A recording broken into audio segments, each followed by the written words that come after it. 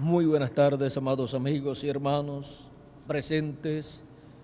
Es para mí una bendición muy grande estar con ustedes nuevamente en esta ocasión para continuar viendo todo el programa divino correspondiente a este tiempo final y así ver, entender dónde nos encontramos en el programa divino y ver dónde se encuentra Dios llevando a cabo su obra correspondiente al tiempo final, al día postrero.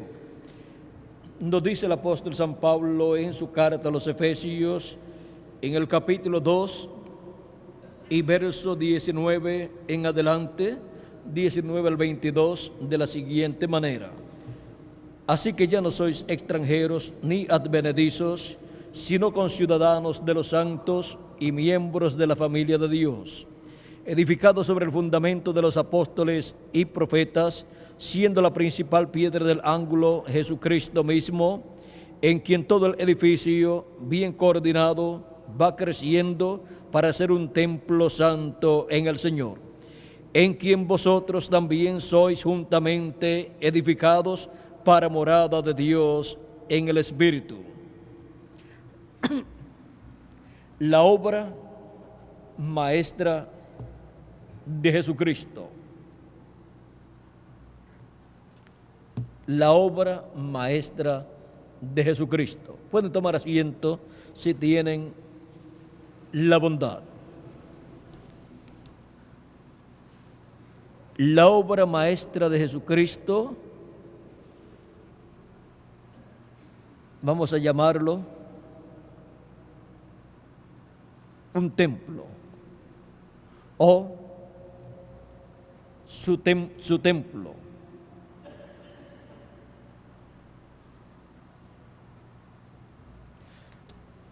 A través de la historia bíblica podemos ver cómo en el Antiguo Testamento adoraban a Dios.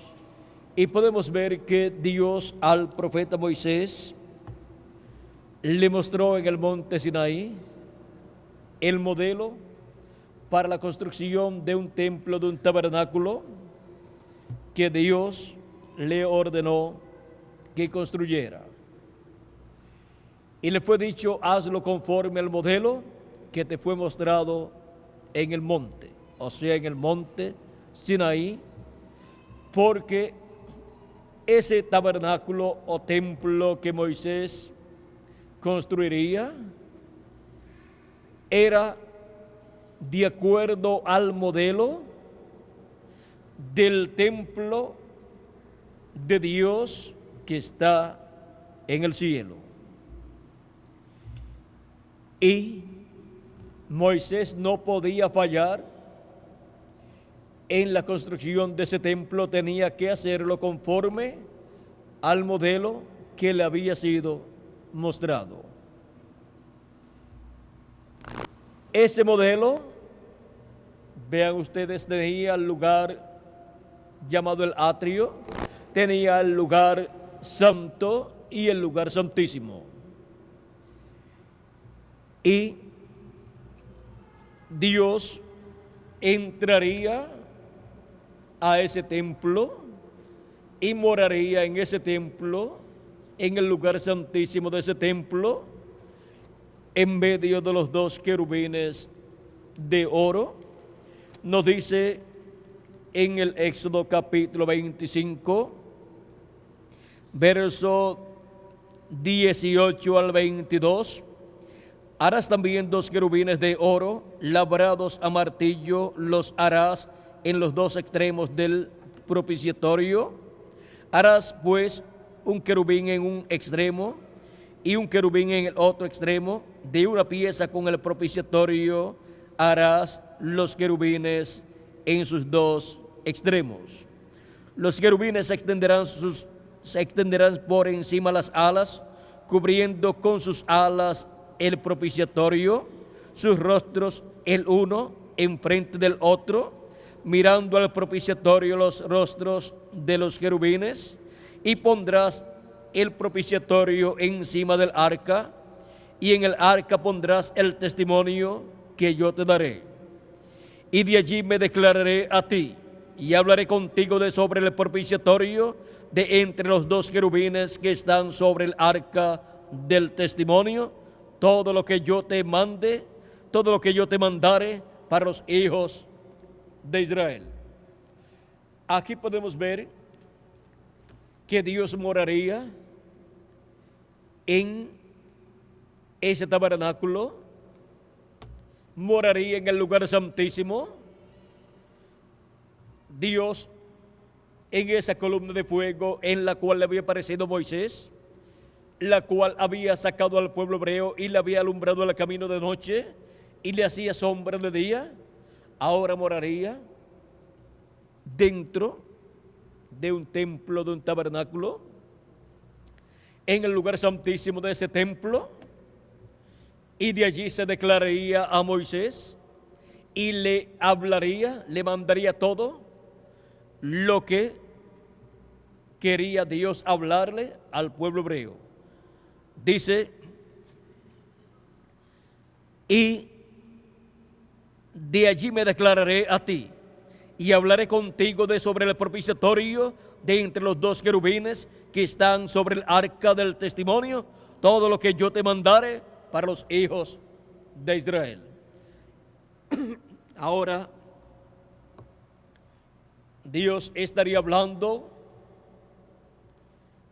desde un templo, estaría dentro de ese templo, de ese tabernáculo, y le estaría hablando a su profeta Moisés. Todo el pueblo hebreo tendría el conocimiento de que Dios estaría morando dentro de ese templo. Ahora no toda persona podía entrar al lugar santísimo de ese templo.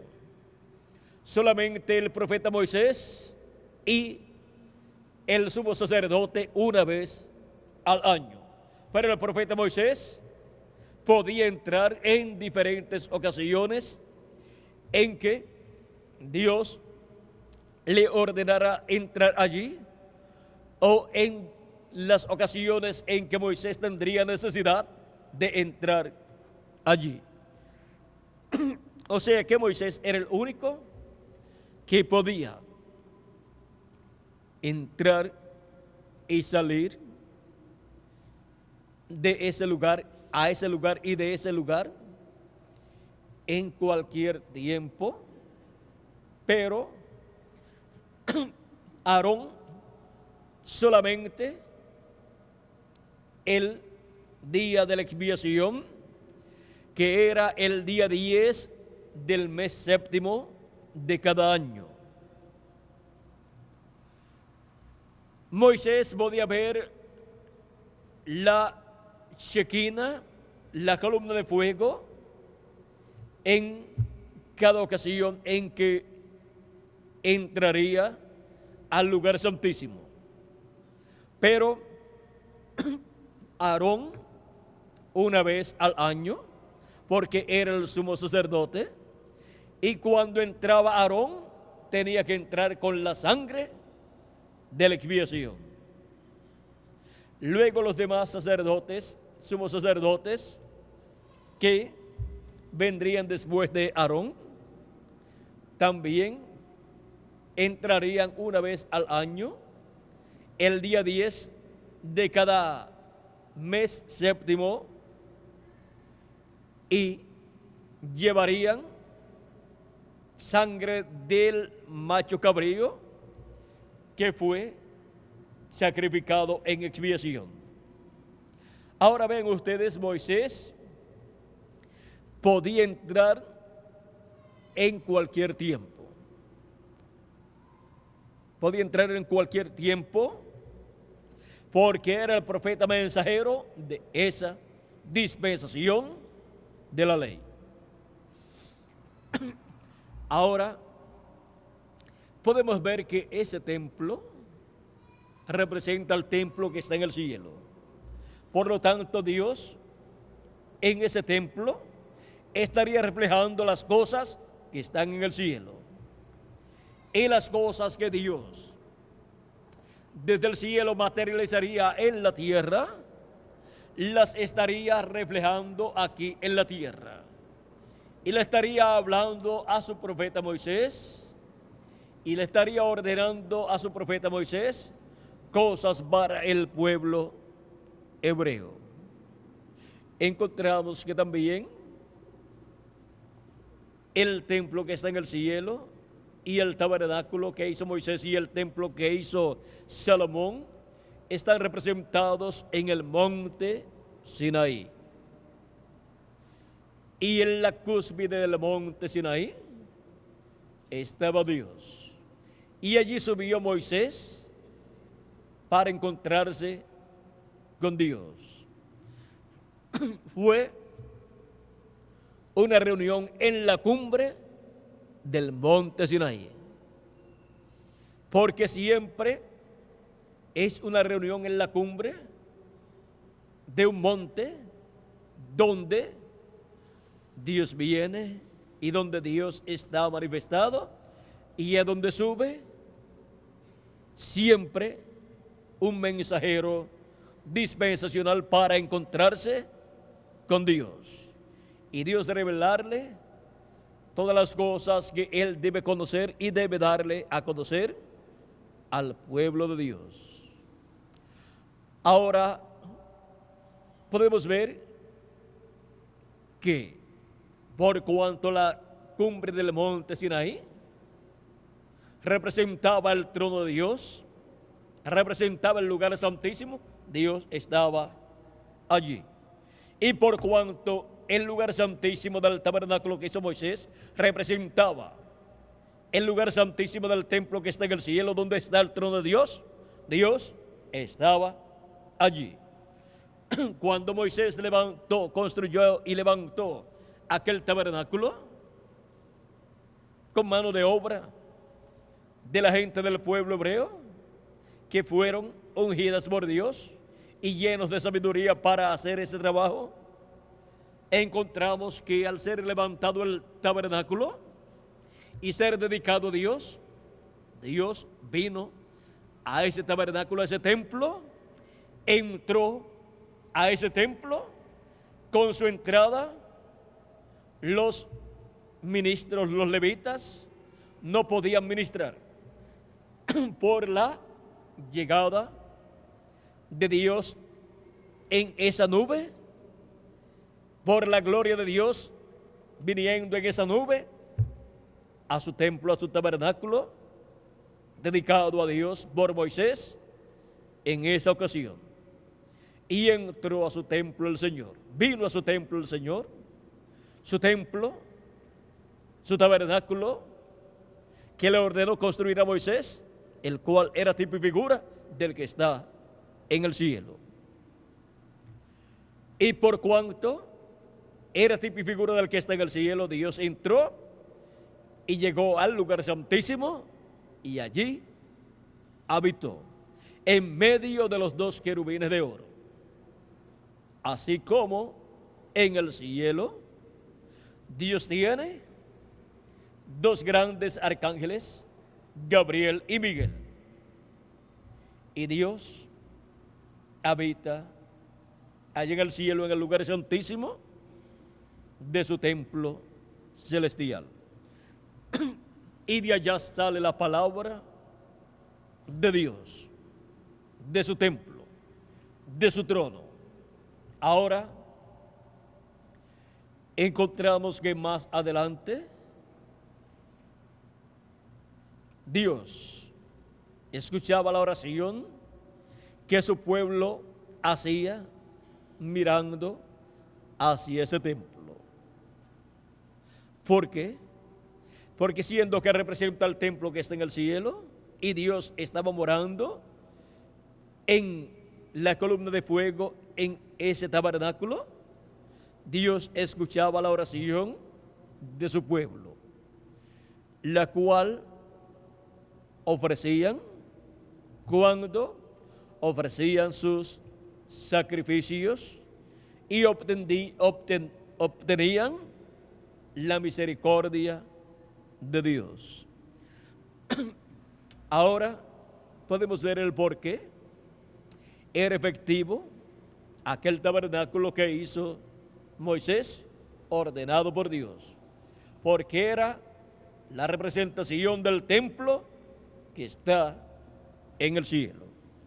Luego Salomón construyó un templo. Fue el deseo del corazón de David. Ahora, ¿por qué David tuvo el deseo en su corazón de construir un templo? Miren, Moisés no tuvo el deseo en su corazón de construir un templo, un tabernáculo. Fue Dios el que se lo dijo a Moisés que lo hiciera y se lo mostró. Pero David en su corazón tuvo el deseo de construir un templo para Dios. Porque conforme a la Escritura, David era un hombre conforme al corazón de Dios. Y si Dios en su corazón sintió el deseo de construir un templo en el cielo, y luego tuvo el deseo de que Moisés construyera un templo, ahora por cuanto David era un hombre conforme al corazón de Dios, sintió en su corazón el mismo deseo. Y era un buen deseo. Y estaba en la voluntad de Dios. Pero David había derramado mucha sangre en las guerras. Y Dios le dijo a David que él no construiría ese templo, sino su hijo. David estuvo conforme. Él había almacenado y continuó almacenando materiales para la construcción de ese templo, mucho oro, mucha plata, mucho hierro, mucho bronce, mucha madera y piedras también, las piedras que usarían. Y tenía los planos para la construcción de ese templo. Y todo eso se lo entregó a su hijo Salomón. Su hijo Salomón sería el hombre y rey bienaventurado que le construiría un templo para Dios. Que construiría un templo para Dios en el cual habitaría Dios en esa columna de fuego. Ahora, Salomón viene a ser tipo y figura de Cristo como hijo de David. Encontramos que también David es tipo y figura de Cristo.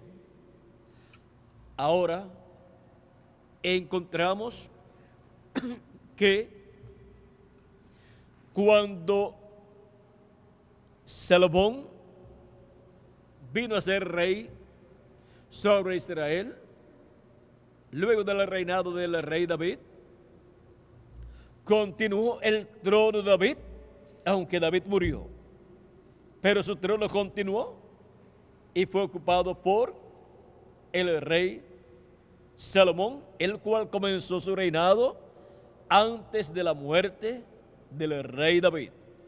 Ahí se entrelazaron dos reyes, pero en el mismo reino.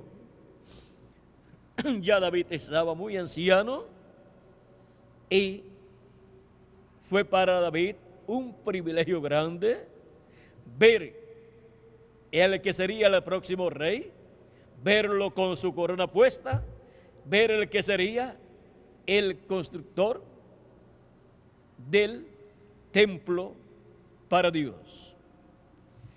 La promesa de Dios era para ser cumplida en Salomón, el hijo de David, por medio de Berseba, la que vino a ser esposa de David. Ahora encontramos, vamos a ver aquí,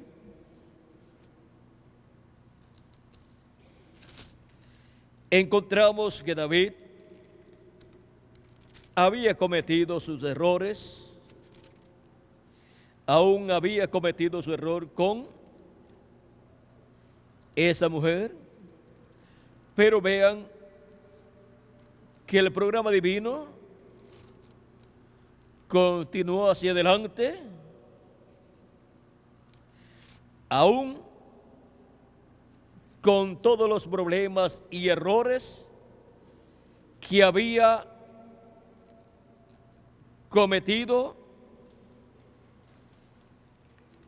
el rey David, el cual era un hombre conforme al corazón de Dios. Este hombre conforme al corazón de Dios, encontramos que amaba a Dios con todo su corazón y aunque cometía errores en su vida, con todo y eso, continuó hacia adelante, amando y sirviendo a Dios, y aunque le vinieron muchos problemas, clamó siempre a Dios y no se apartó de Dios. O sea que fue un hombre luchador, el cual amaba a Dios con todo su corazón. Y el programa de Dios continúa hacia adelante en la vida de David. O sea que no importaban los problemas que David tenía, el programa de Dios para con David continuó siempre hacia adelante. Ahora, David, siendo un rey conforme al corazón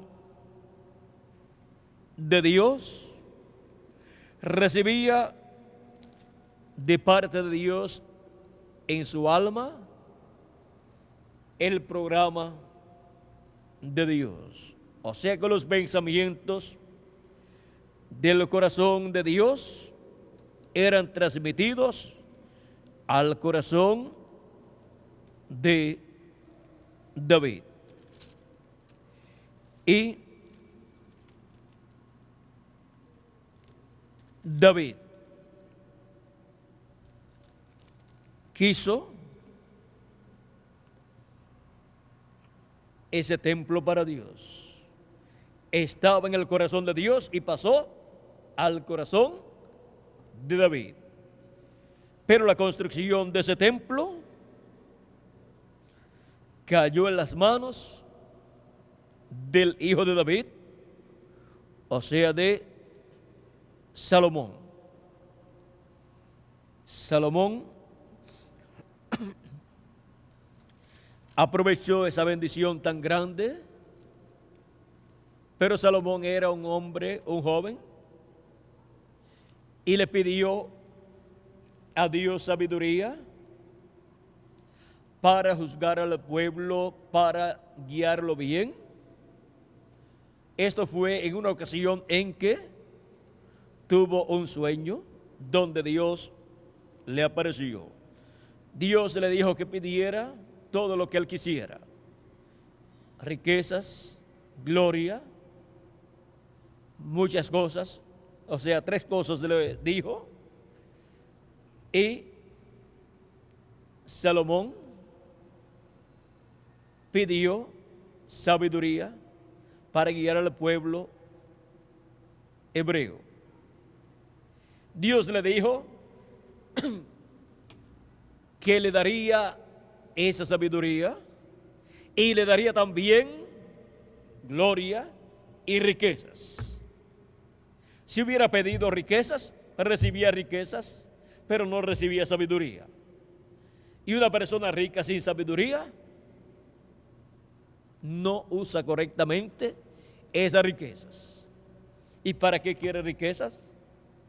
Ahora Salomón pidió sabiduría para guiar al pueblo hebreo, al pueblo de Dios. Le fue concedida la sabiduría y todas las demás cosas le fueron dadas de parte de Dios sin haber pedido esas otras cosas. Porque pidió algo no para su propio beneficio, sino para beneficio del pueblo de Dios, del pueblo hebreo. Ahora Salomón lleva a cabo la construcción del templo de Dios y colocó 2 querubines de madera de olivo cubiertos de oro en el lugar santísimo del templo que construyó, y colocó el arca del pacto debajo de las alas de esos querubines. Colocó el arca del pacto en medio de esos 2 querubines. Ahora, vean, en el tabernáculo que hizo Moisés hubo 2 querubines de oro sobre el propiciatorio, y ahora en el templo que hace Salomón, en adición a aquellos 2 querubines, coloca 2 querubines más, gigantes de madera de olivo. O sea que colocó allí, vamos a ver, colocó allí Salomón 2 olivos cubiertos de oro. El oro representa la divinidad y la madera la humanidad, mostrando ahí la divinidad que será manifestada en el día postrero, en el lugar santísimo del templo de Dios. Será manifestada la divinidad en el ministerio de los 2 olivos. Y esto corresponde al lugar santísimo del templo. Ahora, ¿dónde está el templo que hizo Salomón? El templo que hizo Salomón fue destruido. El tabernáculo que hizo Moisés, no se sabe lo que ha quedado de él. Y los templos o templo que fue reconstruido en cada ocasión en que había sido destruido, en la actualidad ya no se encuentran reconstrucciones del templo allá en Jerusalén, pues donde estaba el templo, lo que hay en la actualidad es la mezquita de Omar. Así es que donde podremos encontrar los 2 olivos en el templo de Dios, y del templo de Dios, donde el oro de la divinidad estará manifestándose en el día postrero, en el lugar santo del templo de Dios, para la gloria de Dios ser vista en el lugar santísimo, y desde ahí la voz de Dios hablarle al pueblo hebreo, tenemos que buscar el templo donde esas cosas sean cumplidas en el día postrero. Ahora, ¿quién podrá hacer un templo en donde more Dios y desde donde Dios se manifieste y cumpla las cosas que Él ha prometido para el día postrero? El profeta Zacarías, en el capítulo 6, verso 12, nos muestra aquí al príncipe Zorobabel, que es el rey para el pueblo hebreo, es el rey de Judá, el príncipe descendiente del rey David, en el tiempo del regreso de la cautividad o del cautiverio. Y este rey tendría el privilegio y bendición de llevar a cabo la reconstrucción del templo de Dios. Y él es figura del Mesías. Ahora, dice en el capítulo 6, verso 12, y le hablarás diciendo, así ha hablado Jehová de los ejércitos, diciendo, he aquí el varón cuyo nombre es el renuevo o retoño, el cual brotará de sus raíces. ¿De qué raíces? De las raíces de David. Edificará el templo de Jehová. Para aquel tiempo se necesitaba la reconstrucción del templo de Dios. Y para aquel tiempo Josué, el sumo sacerdote, y Zorobabel, el príncipe, el descendiente de David, rey de Judá, eran los dos olivos de aquel tiempo. Eran los que se representaban a los dos olivos que en el día postrero estarán en el templo de Dios. Ahora encontramos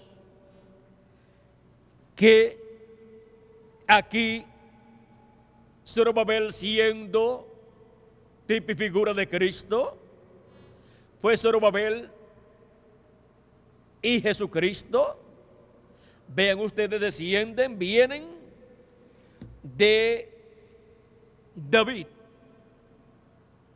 Y Zorobabel es la raíz o retoño que nació de la raíz de David en aquel tiempo. Y Cristo es el renuevo retoño que nació de la familia de David, el cual construiría un templo para Dios. Ahora, quizás muchas personas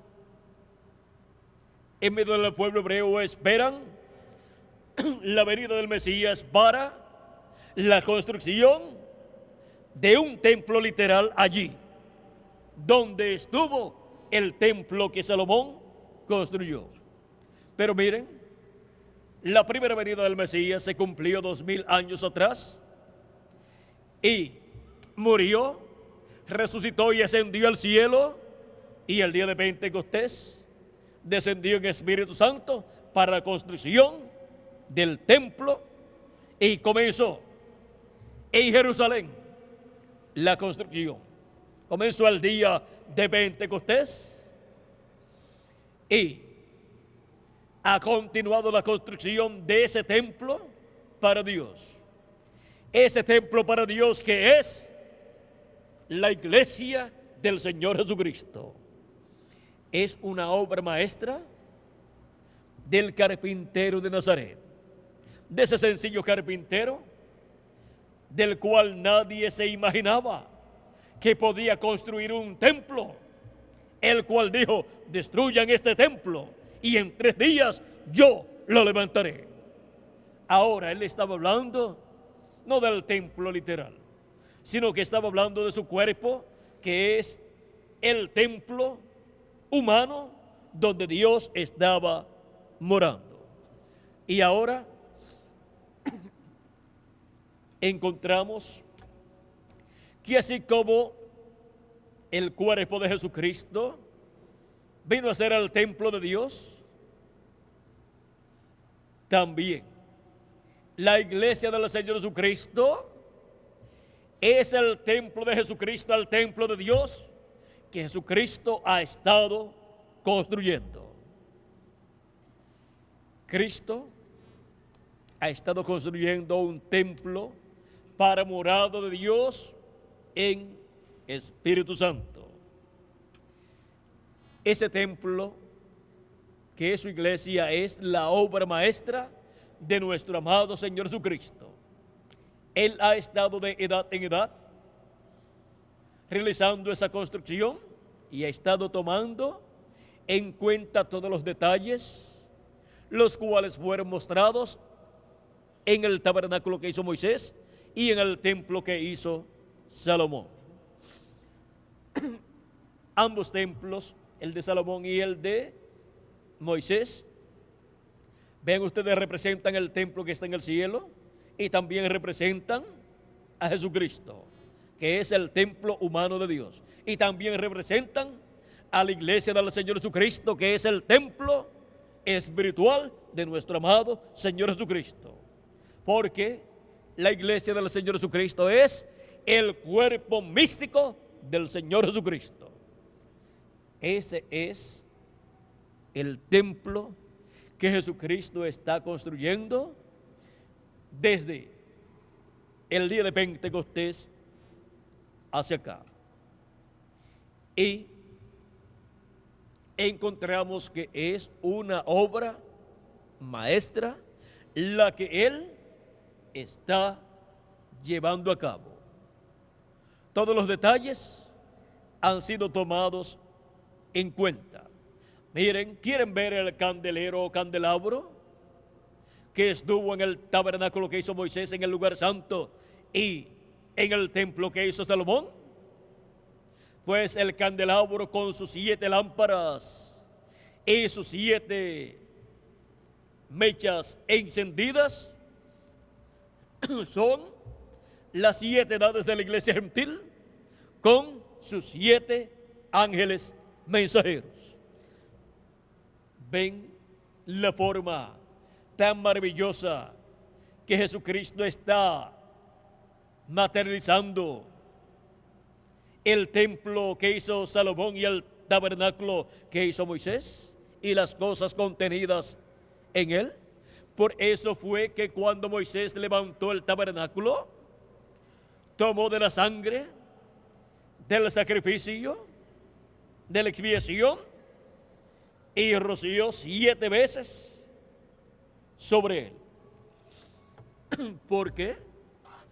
Porque la sangre del Cordero de Dios sería derramada y sería rociada sobre el templo espiritual de nuestro amado Señor Jesucristo.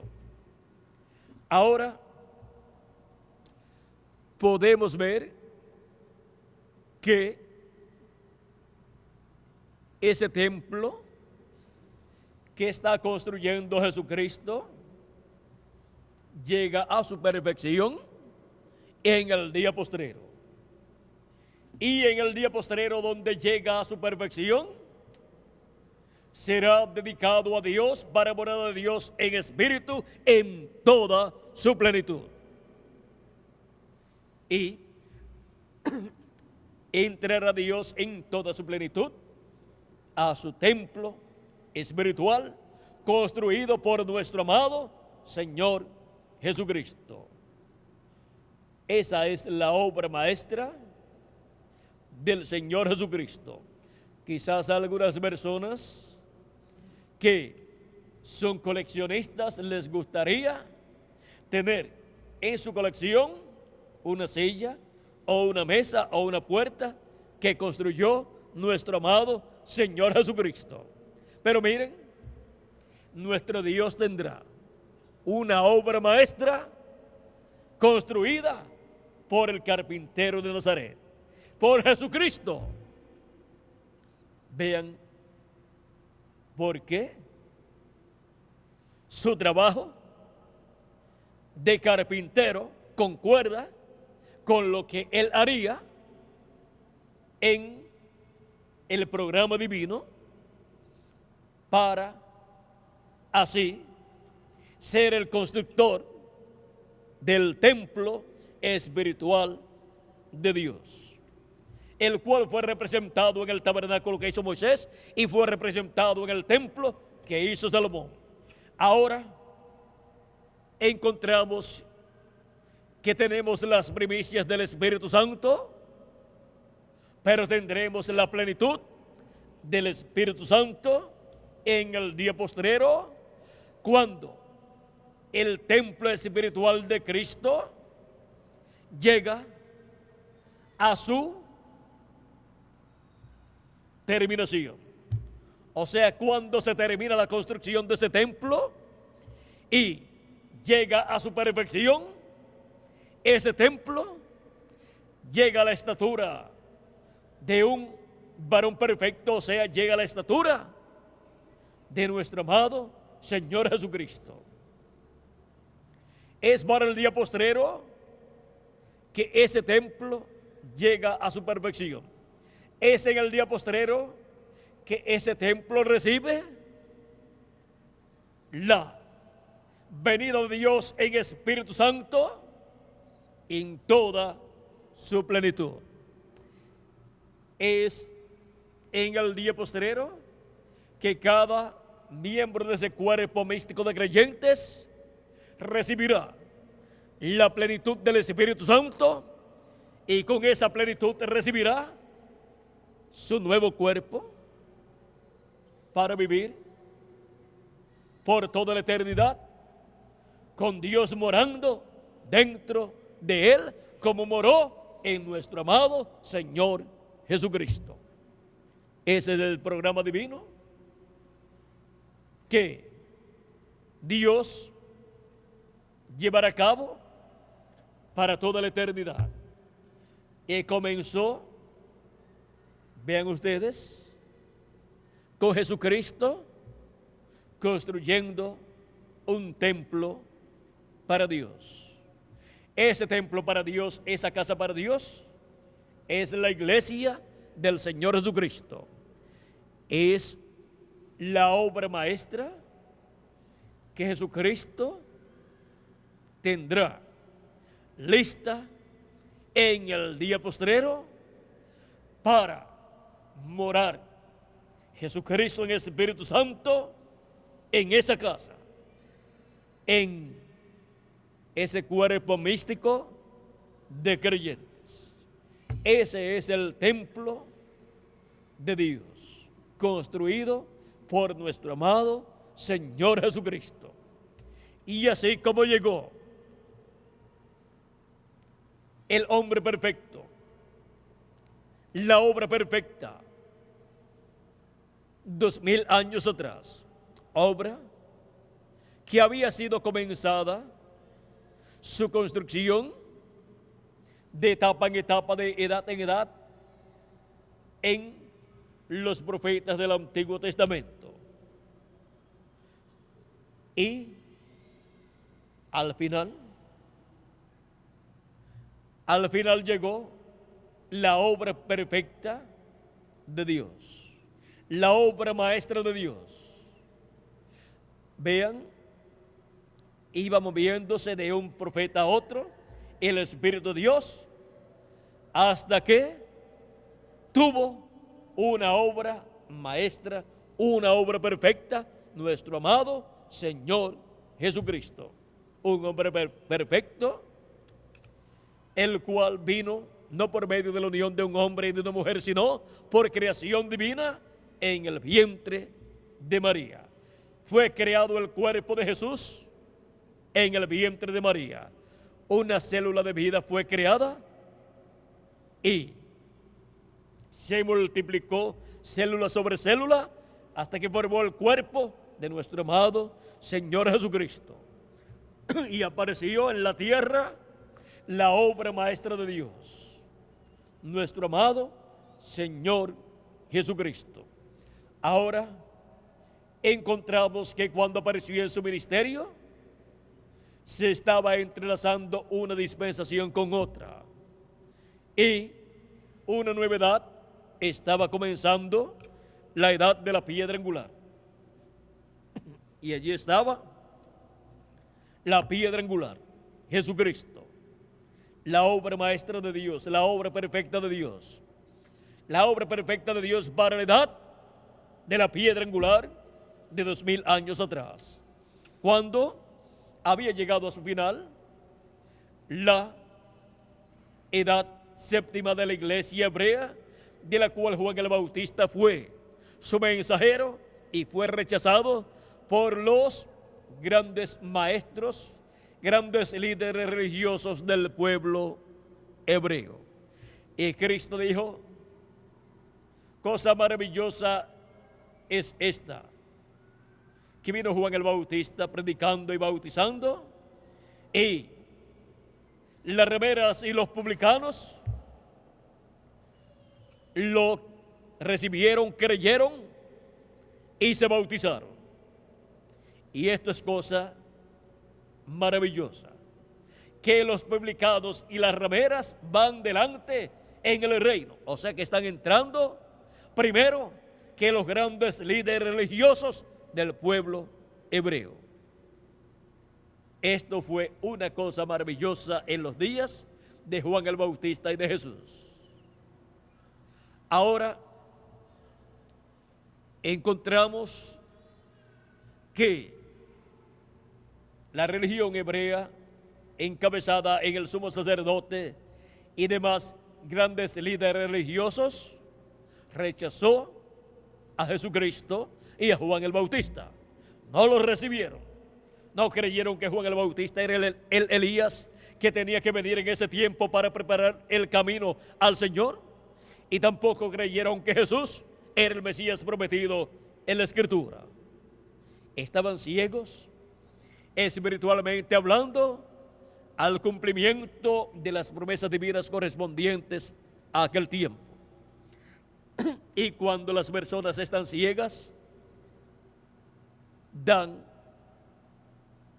lástima, dan compasión y dan dolor y tristeza que personas que están esperando el cumplimiento de lo que Dios ha prometido no puedan ver el cumplimiento de esas promesas cuando Dios las cumple, siendo esas personas intachables y personas que buscan a Dios, pero que no pueden ver el cumplimiento de lo que Dios ha prometido.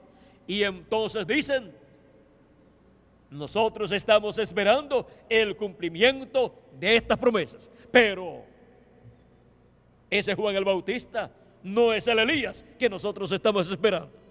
Ese Juan, nosotros esperamos al profeta Elías, pero no sabían que era el espíritu y virtud de Elías, el ministerio de Elías, el que estaría en otro hombre para precursar la primera venida de Cristo.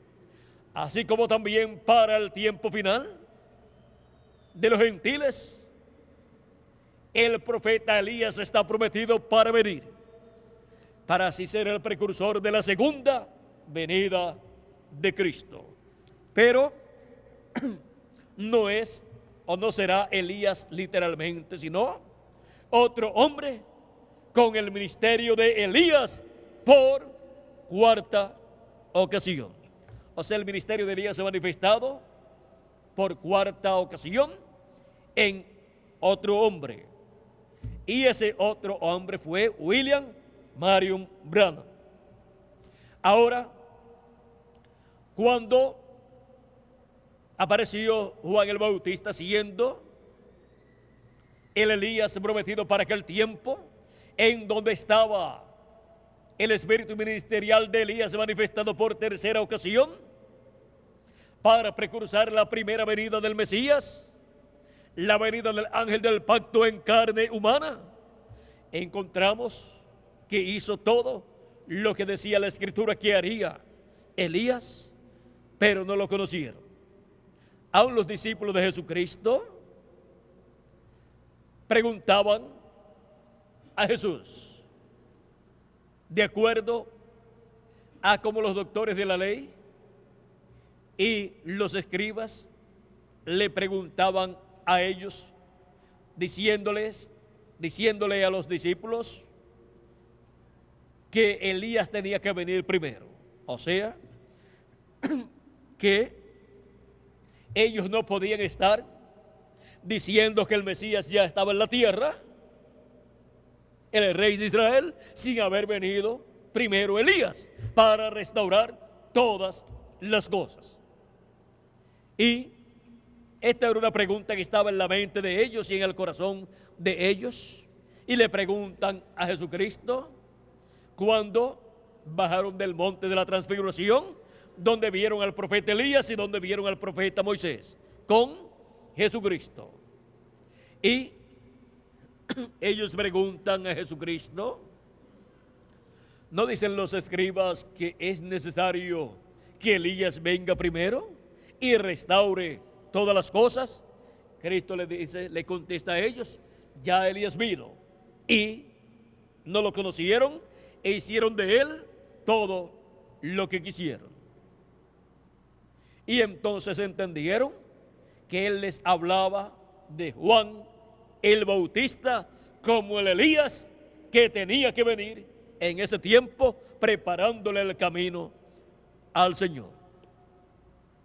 Ahora vean que cuando Dios cumple sus promesas de grandes eventos y grandes mensajeros que enviará, cuando aparecen, son tan insignificantes a la vista humana que las personas dicen, algunos dicen, no, nosotros estamos esperando que venga el profeta Elías. Él se fue en un carro de fuego y así tiene que venir. Como se fue, tiene que venir. Pero miren, vino ese ministerio en otro hombre. Cuando Dios promete que volverá un profeta que ya estuvo en la tierra, cuando lo promete para tener un ministerio nuevamente, es el ministerio que estuvo en ese profeta, viniendo en otro hombre, y en ese otro hombre estará el mismo Espíritu Santo, el mismo Espíritu de Dios, que dio y operó aquel ministerio en aquel profeta, estará en ese otro hombre el mismo Espíritu Santo operando el mismo ministerio.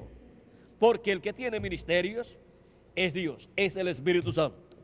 Él es el que los da y el que los opera en seres humanos. Ahora, Juan, conforme a la promesa de Dios a través del arcángel Gabriel, Zacarías tendría un hijo por medio de su esposa Elizabeth, y ese hijo sería lleno del Espíritu Santo desde el vientre de su madre. Y encontramos que cuando María llegó en la visita que le hizo a su pariente o prima Elizabeth, cuando saludó a Elizabeth, el niño que estaba en el vientre de Elizabeth brincó de alegría. O sea que Juan brincó de alegría, lleno del Espíritu de Dios. Y Cuando nació, era nada menos que el hombre, el profeta, precursor de la primera venida de Cristo. Su padre Zacarías era sacerdote, pero miren, Juan el Bautista no vino a ser un sacerdote, según la historia. Desde los 9 años de edad fue a vivir al desierto, se crió en el desierto y luego comenzó su ministerio cuando tenía unos 30 años de edad. Y Juan el Bautista predicó en términos de un leñador y no en términos de un sacerdote. No predicó en términos eclesiásticos, no predicó en términos teológicos, sino que predicó en términos de un leñador. Así es que podemos ver su conocimiento manifestado por medio de su predicación, pero por medio de esas cosas que él conocía, trajo el mensaje de Dios. Comparando a los hombres con árboles y diciendo que el hacha estaba puesta a la raíz de todo árbol y todo árbol que no daba buen fruto sería cortado y echado al fuego. También cuando habló de la venida del Mesías, él habló profetizando que después de él vendría uno del cual él no era digno de desatar la correa de su calzado, y que ese sería el que les bautizaría con Espíritu Santo y fuego. También les dijo que era más poderoso que él, o sea que el que vendría después de él era más poderoso que Juan, y era primero que Juan. También dijo,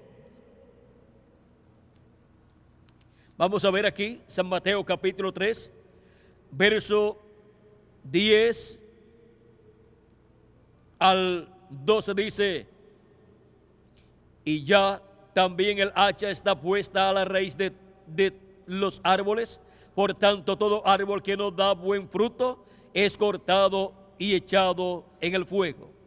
Yo a la verdad os bautizo en agua para arrepentimiento, pero el que viene tras mí, cuyo calzado no soy digno de llevar, es más poderoso que yo. Él os bautizará en Espíritu Santo y fuego. Miren, el mensaje de Juan el Bautista tenía grandes profecías, porque es una profecía grande, la promesa de la venida del Espíritu Santo sobre seres humanos, para producir ¿qué? El nuevo nacimiento, y comenzar así la construcción de un nuevo templo, de la obra maestra de nuestro amado Señor Jesucristo. Sigue diciendo: su aventador está en su mano, y limpiará su era, y recogerá su trigo en el granero, y quemará la paja en fuego que nunca se apaga.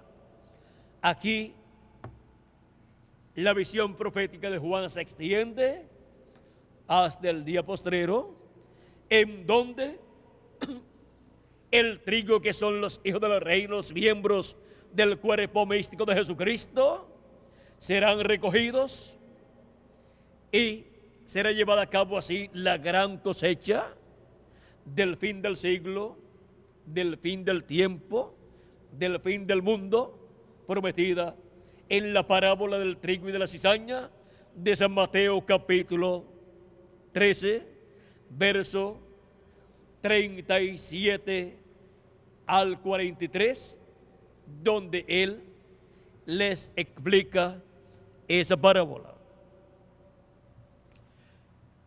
Y muestra lo que hará con la paja y también lo que hará con la cizaña. La paja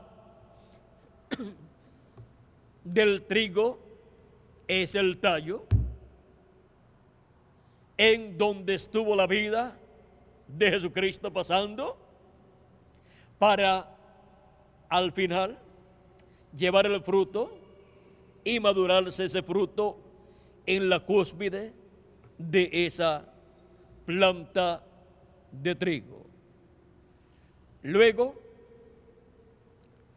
lo que fue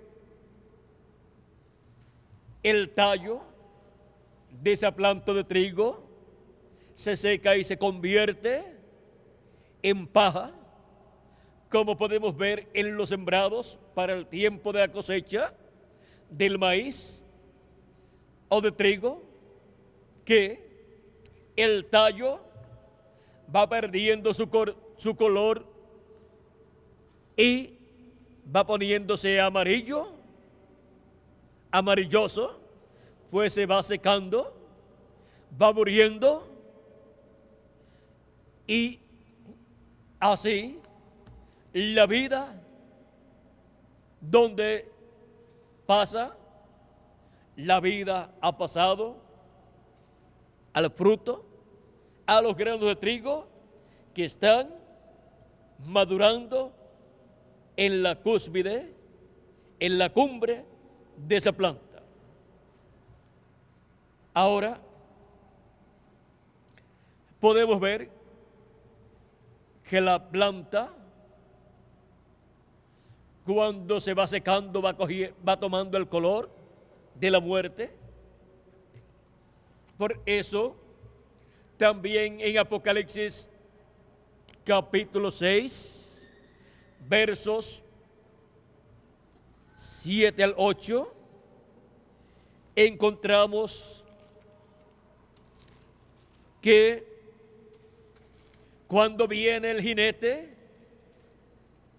el cuarto jinete, en el cuarto caballo, en el capítulo 6, bajo el cuarto sello, dice: miré y aquí un caballo amarillo, y el que lo montaba tenía por nombre Muerte, y el Hades, o sea el infierno, le seguía. O sea que el caballo donde viene el anticristo montado toma el color de la muerte.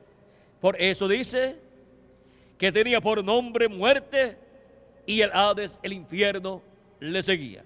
Viene en un caballo amarillo en el tiempo final.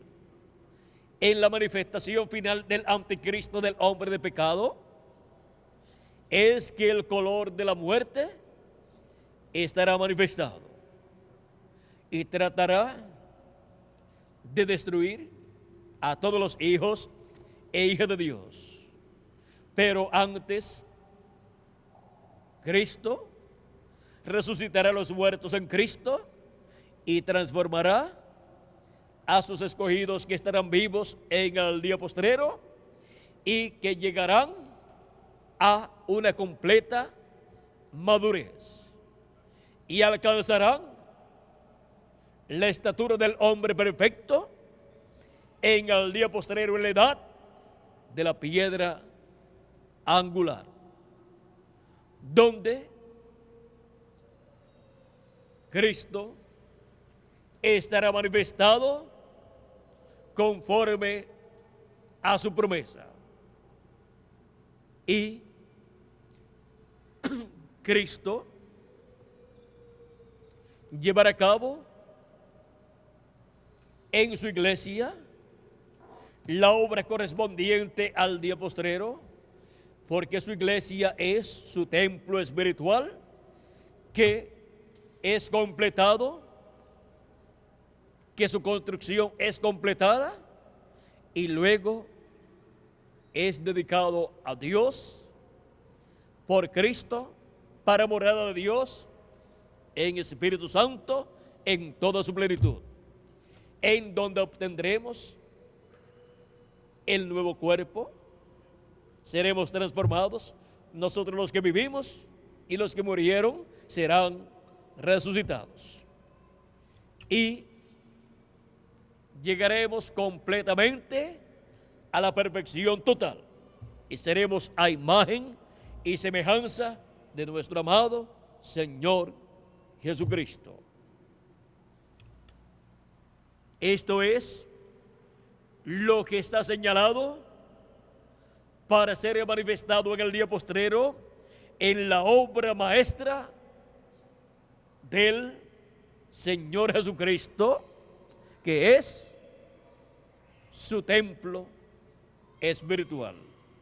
La obra maestra del carpintero de Nazaret, Jesús, vean ustedes, no es una mesa con 4 sillas, no es tampoco una puerta o algo así literal, sino que es un templo completo para morada de Dios en espíritu. Él es el que ha construido ese templo de edad en edad y ha colocado en ese templo todo lo que estaba en el tabernáculo que hizo Moisés y el templo que hizo Salomón. Por ejemplo, el candelero o candelabro ha sido tallado a mano por nuestro amado Señor Jesucristo. Así es que estuvo bien que nuestro amado Señor Jesucristo, el cual construiría el templo de Dios en su primera medida, fuera un carpintero en Nazaret. Le sería encomendada la obra más importante de toda la creación. Una obra maestra sería encomendada para ser construida por nuestro amado Señor Jesucristo. Una obra maestra, ¿para quién? Para Dios. Dios no habita en templos hechos de mano humana. No habita en templos hechos de piedras literales, sino que habita en el cielo. Y ahora Cristo le ha estado construyendo un templo con piedras espirituales, un templo con seres humanos. Y este templo representa el templo que está en el cielo. Todas las cosas del templo que está en el cielo estarán en el templo que el Señor Jesucristo está construyendo. Así como todas las cosas que están en el templo que está en el cielo estaban representadas en el tabernáculo que hizo Moisés, en las cosas que estaban en aquel tabernáculo, así como también estaban representadas en el templo y cosas que estaban en el templo que construyó Salomón.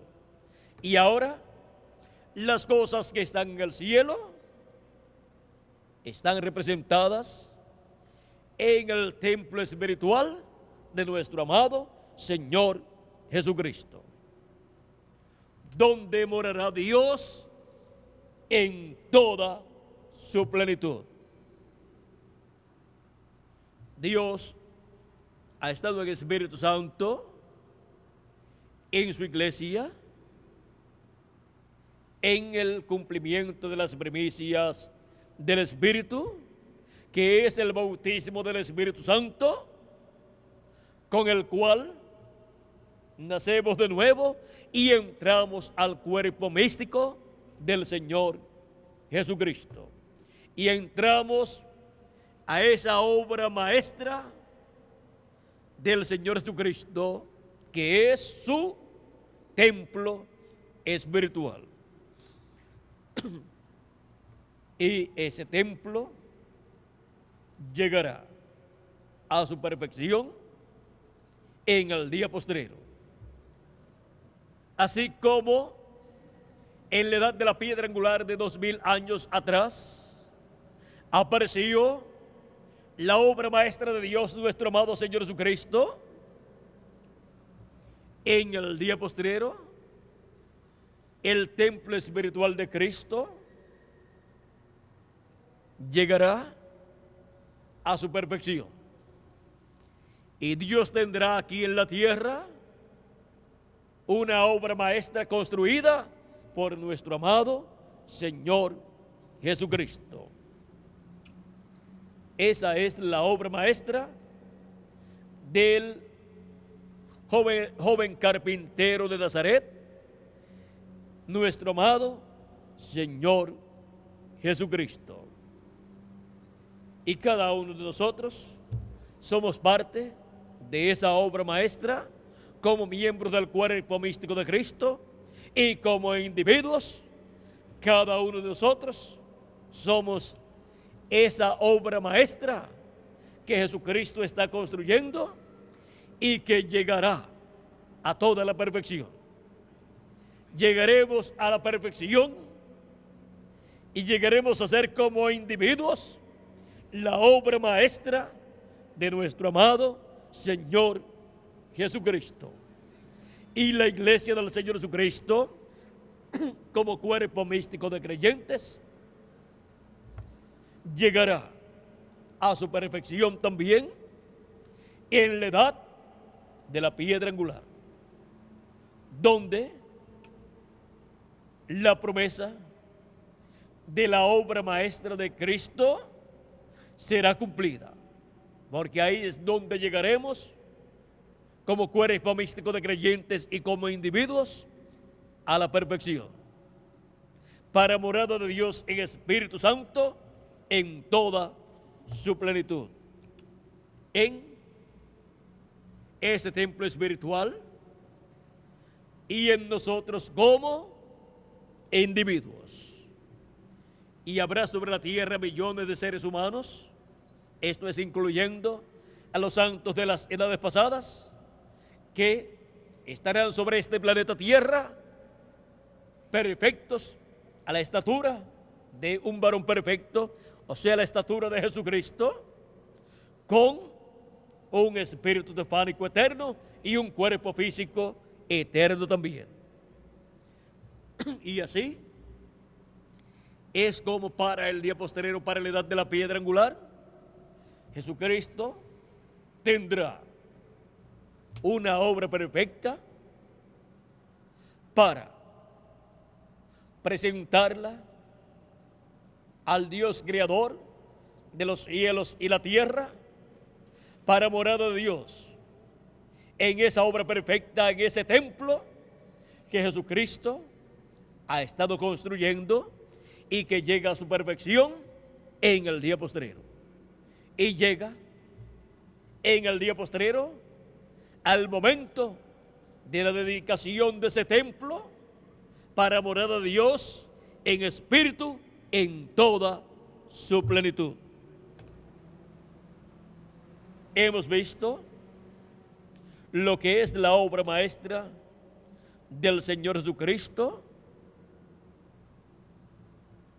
la cual en el día postrero llegará a su perfección. Vean la obra maestra de Jesús, el sencillo carpintero de Nazaret. La obra maestra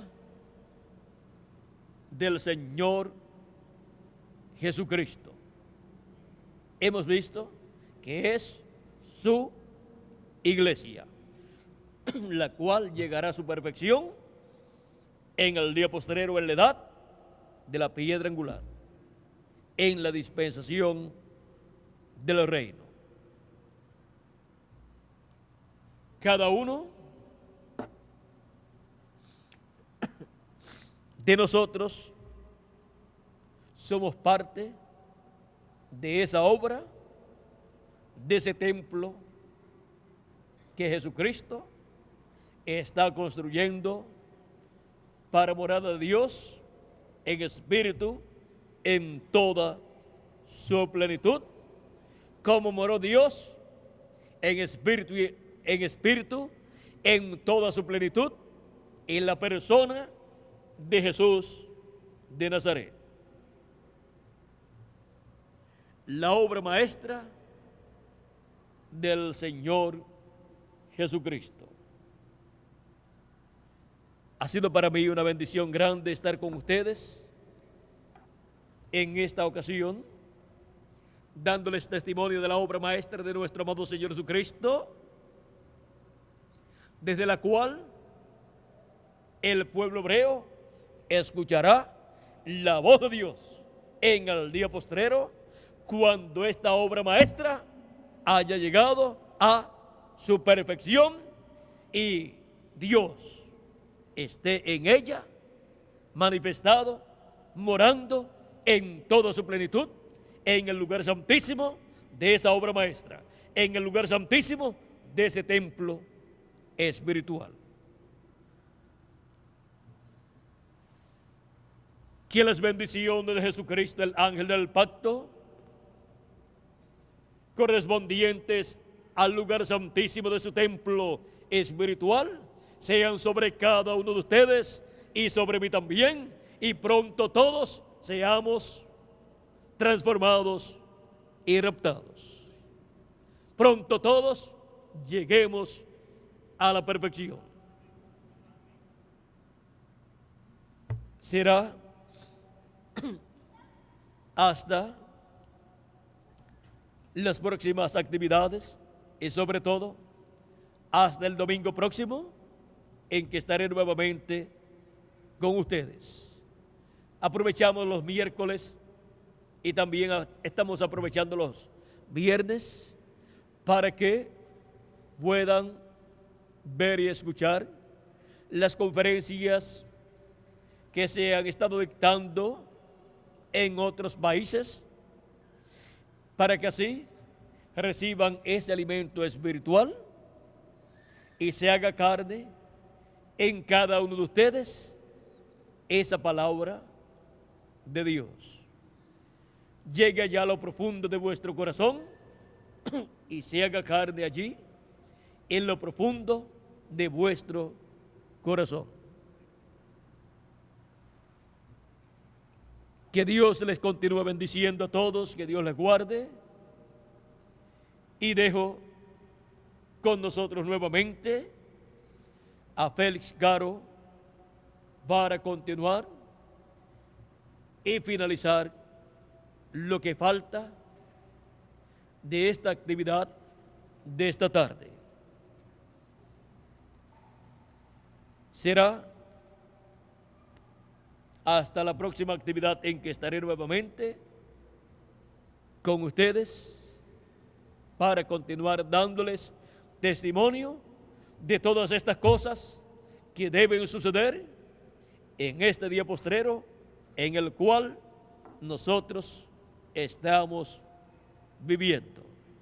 Porque hay promesas grandes, gloriosas, maravillosas para ser cumplidas en la obra maestra de nuestro amado Señor Jesucristo. Así es que estemos apercibidos, escuchando y recibiendo la palabra de Dios correspondiente a la edad de la piedra angular y a la dispensación del reino, para que así todos lleguemos a la perfección, a la estatura de un varón perfecto, a la estatura de nuestro amado Señor Jesucristo. Lleguemos a ser perfectos completamente como nuestro amado Señor Jesucristo. Que Dios les continúe bendiciendo a todos, que Dios les prepare y pronto les transforme conforme a sus promesas. Y a mí también, porque yo también lo necesito tanto o más que cada uno de ustedes. Así es que, adelante sirviendo a Cristo todos los días de vuestra vida, sin desanimarse, siempre animados, y cuando vengan situaciones que puedan desanimarles, lean las Escrituras, lean los folletos, escuchen los mensajes grabados o en videos y tomen ánimo, porque de un momento a otro la iglesia del Señor Jesucristo llegará a su total perfección y llegará a su transformación. Los que vivimos y los que murieron llegarán en la resurrección en cuerpos eternos para estar con nosotros. Así es que, con mucho ánimo, con mucho entusiasmo y con la fe firme en la palabra de Dios, porque pronto llegaremos a la total perfección en la obra maestra del Señor Jesucristo. Dios les continúe bendiciendo a todos, Dios les guarde y pasen todos muy buenas tardes. Con nosotros nuevamente, Félix Caro, para continuar.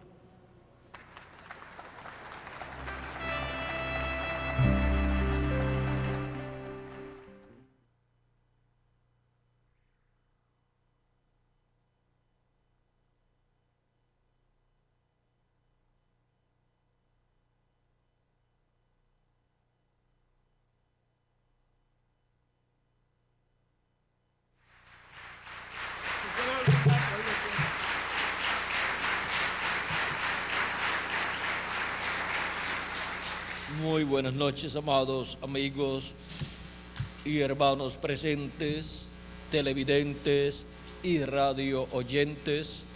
Que las bendiciones de nuestro amado Señor Jesucristo, el ángel del pacto, sean sobre cada uno de ustedes y sobre mí también. En esta ocasión, en este segundo Congreso Latinoamericano de Maestros de Niños, el verdadero maestro, quiero felicitar a los maestros y quiero en esta ocasión leer la escritura de Deuteronomio capítulo 8, verso 1 en adelante, donde dice Dios a Moisés y al pueblo hebreo por medio de Moisés: cuidaréis de poner por obra todo mandamiento que yo os ordeno hoy, para que viváis y seáis multiplicados y entréis y poseáis la tierra que Jehová prometió con juramento a vuestros padres. Y te acordarás de todo el camino por donde te ha traído Jehová tu Dios estos 40 años en el desierto, para afligirte, para probarte, para saber lo que había en tu corazón, si habías de guardar o no sus mandamientos. Y te afligió y te hizo tener hambre y te